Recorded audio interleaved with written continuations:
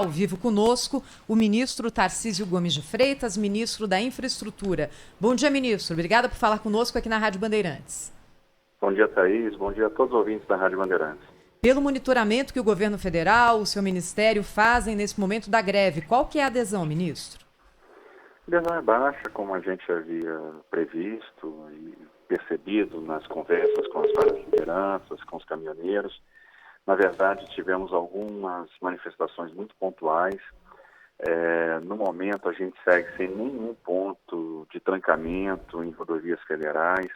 Todas as rodovias federais estão liberadas, o trânsito flui normalmente, as pessoas estão podendo trabalhar, ir e vir, né? As descargas estão acontecendo. Então, a gente, neste momento, vive um ambiente aí da mais absoluta normalidade. Ministro, muito bom dia. O motivo principal dessa greve é a queixa, um dos motivos principais é a queixa dos caminhoneiros com relação aos aumentos seguidos, imparáveis, né, frequentes, 6, 7 aumentos em 60 dias, né, do preço dos combustíveis. O governo tem como, de alguma maneira, alterar essa rotina? Quer dizer, diferentemente daquela outra greve, aquela que quebrou o país praticamente naquela ocasião, né? Foram mais de 200 aumentos seguidos, diários até, que acabaram levando àquela greve. Desta vez agora o ritmo diminuiu muito, evidentemente, já não é como antes, mas continuam esses aumentos. Há alguma perspectiva de o governo interferir nisso de alguma maneira? Observe, é muito difícil interferir nisso, na política de paridade de preços da Petrobras. A Petrobras é uma empresa listada em bolsa, tem a sua autonomia, a sua governança. O Brasil é um país que importa derivados, então a gente fica realmente vulnerável a variações do câmbio ou do preço do barril no mercado internacional. O governo federal vem fazendo a sua parte. Observe que a CID está zerada, né? Foi retirada uma parcela importante de PIS/COFINS. Então, o que é possível fazer está sendo feito. Se estuda, né, se propor no Conselho de Secretários de Fazenda uma forma de alongar a memória de variação do ICMS, porque esse ICMS é calculado a cada 15 dias em cima de um valor de referência, então o ideal é que essa memória fosse um pouco mais longa. Temos aí também a iminência de uma reforma tributária que deve tomar corpo agora no Congresso, principalmente com a retomada dos trabalhos e eleição das mesas. Isso pode ter uma influência importante no preço do combustível, mas o que realmente que a gente imagina é que a situação vai ser resolvida no futuro, com mais investimento em refino e quando a nossa dependência do mercado internacional diminuir. No momento, o que pode ser feito, já foi feito pelo governo federal. Entendo que as duas medidas possíveis desse alongamento de memória de ICMS, mas é uma coisa que depende dos conselhos de secretários de Fazenda, do Conselho de Secretários de Fazenda, do CONFAZ, para que isso possa ser aprovado. É importante lembrar que o ICMS representa hoje em torno de 16%, o ICMS sobre combustíveis, em torno de 16% da receita dos estados. O preço do óleo diesel, por exemplo, na refinaria, é 44% do preço do diesel na bomba. E o que houve também, é bom que se diga, um aumento do diesel no último mês, né, foram alguns aumentos aí, só que houve uma diminuição muito forte do diesel ao longo do ano passado, em função da pandemia, da baixa demanda e também do conflito entre Arábia Saudita e Rússia. Então, nós assistimos uma retomada e o preço ficou num patamar semelhante ao que estava em janeiro do ano passado, né? Então, mas isso está sendo monitorado e as soluções são essas, um alongamento da memória e também o efeito da reforma tributária.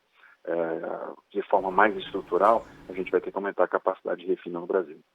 Ministro Tarcísio Gomes de Freitas está conversando ao vivo conosco aqui na Rádio Bandeirantes, é o Pedro Campos. Bom dia, ministro. Essa possibilidade que a gente tinha para o dia de hoje é de uma greve ou de um lockout, né? Pergunto porque na última paralisação dos caminhoneiros isso ficou evidente. E também, como está associado a esse assunto, circulou um áudio do senhor de uma conversa aí com um grupo de caminhoneiros, né, em grupos de WhatsApp, em que o senhor diz que os caminhoneiros precisam desmamar do governo, né? Qual é a dependência que eles têm hoje do governo e como que isso poderia ser feito para que evitássemos novamente ameaças como a de hoje de paralisação de caminhoneiros no país?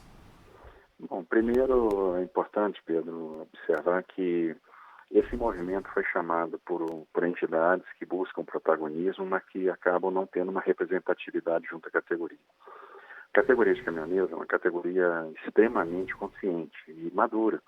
O que a gente observa é que, e isso conversando com vários caminhoneiros, muitos nos disseram o seguinte, né?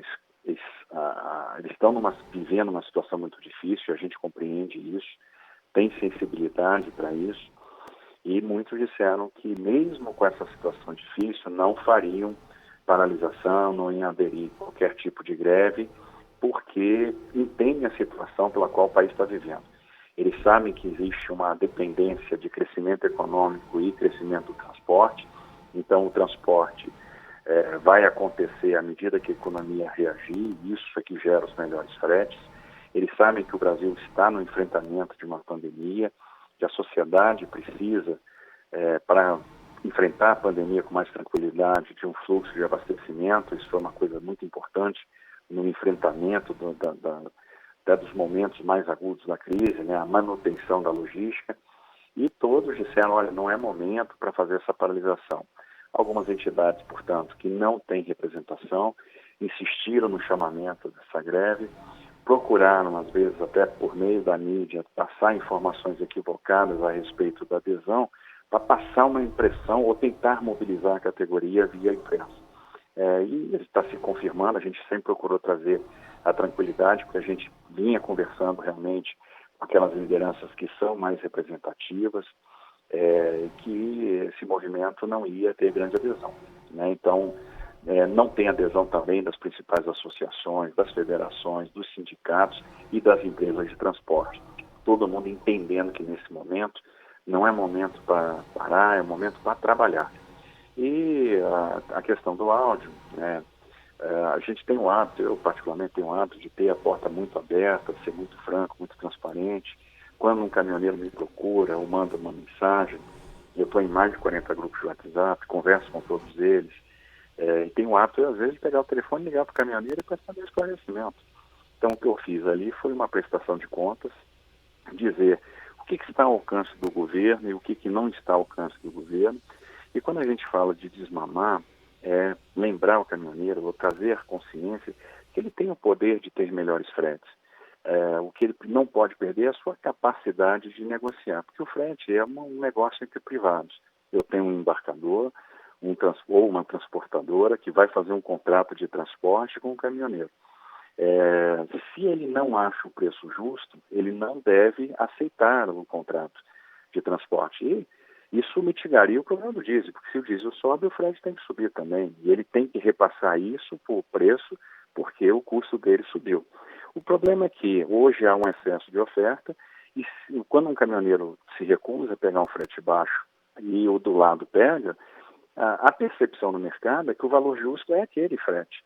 Então, se tem alguém que está conseguindo fazer e operar o transporte por um valor mais barato, mais baixo, a percepção que o mercado tem é que o valor é mais baixo.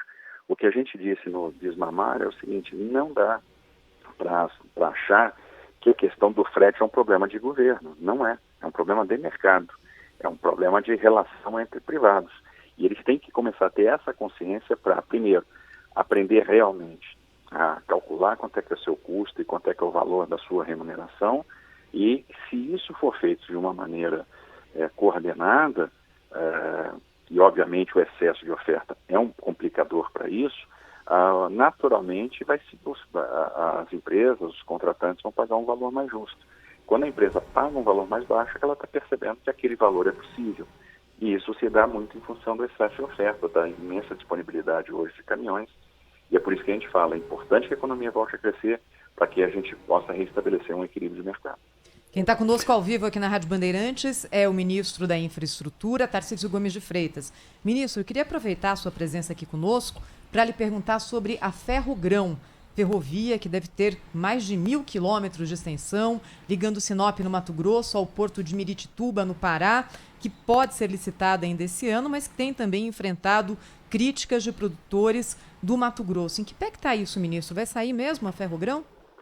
Olha, ela está muito bem equacionada, está andando no TCU, tem bons mecanismos financeiros que mitigam o risco percebido pelos empreendedores, há interesse nela, e a gente tem que perceber por que da crítica, tá certo?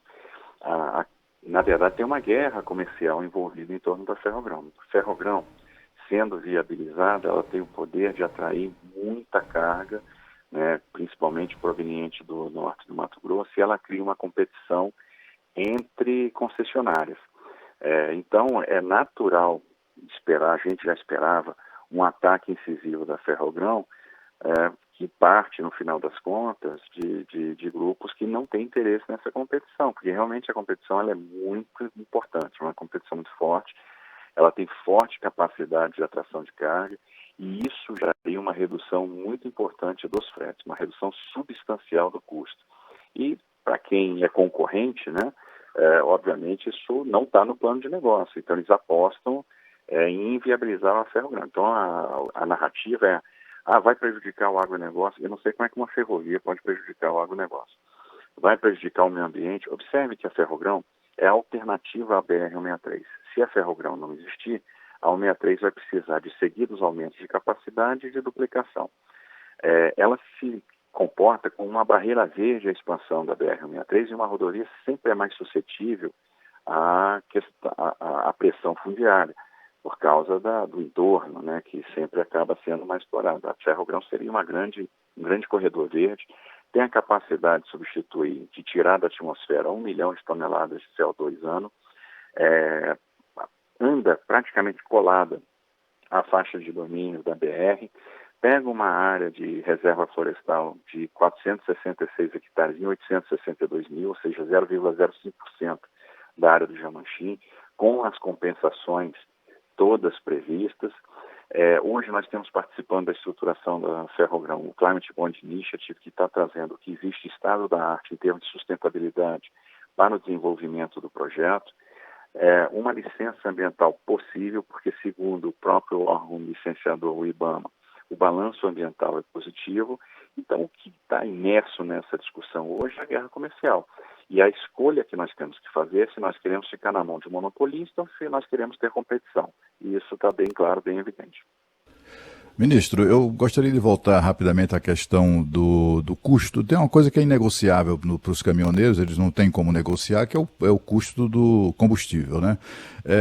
Eu gostaria de saber do senhor, tem coisas que a gente não entende como é que são mantidas, né? No governo Dilma, por exemplo, criou-se um cartório no Brasil, que é o cartório das distribuidoras de combustíveis.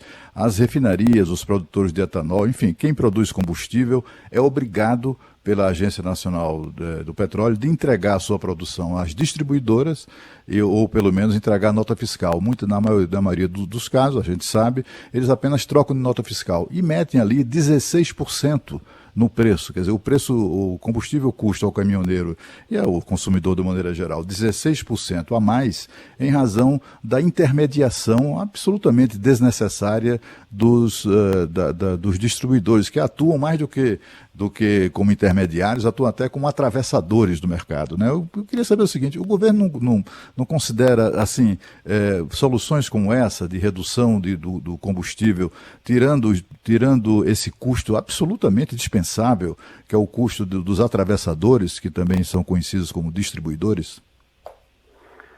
Bem lembrado e pontuado, Cláudio. Eu acho que é um problema sério. Isso acontece não só no transporte rodoviário, mas também no transporte aéreo, por exemplo. Se você acompanhar agora as últimas decisões da ANAC e da própria Agência Nacional do Petróleo, elas querem eliminar o monopólio na distribuição do combustível dentro dos aeroportos, né, de maneira que a gente possa usar e abrir a estrutura de dutos e tancagens para outros distribuidores de combustíveis, uma vez que aquele investimento que foi feito no passado já foi amortizado, né? Então é mais do que justo que haja abertura dessa infraestrutura para que outros distribuidores possam acessar também os aeroportos.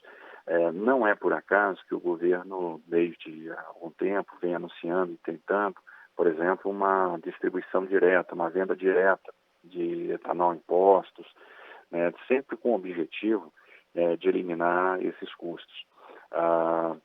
E é importante perceber, e isso deixa muito claro que o preço da Petrobras é 44% do preço na bomba. O restante do preço são tributos. No que diz respeito ao tributo federal, nós temos hoje CID zerada e menos 13 centavos de PIS/COFINS.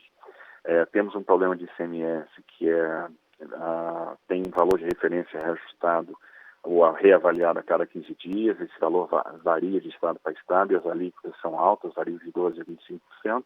E tem o problema do lucro da distribuidora, né, essa questão da intermediação, que é outra parcela importante do custo. Por isso, várias medidas estão em estudo, né, para atenuar esse efeito que realmente acaba pesando sobre o preço do combustível. Ministro da Infraestrutura, Tarcísio Gomes de Freitas, conversou ao vivo conosco aqui no Jornal Gente da Rádio Bandeirantes, entrevista que foi retransmitida também na capa do portal UOL. Ministro, obrigado pela entrevista aí, um abraço, até uma próxima. Olha, eu que agradeço, estamos à disposição. Bom dia e uma semana a todos. Rede Bandeirantes de Rádio.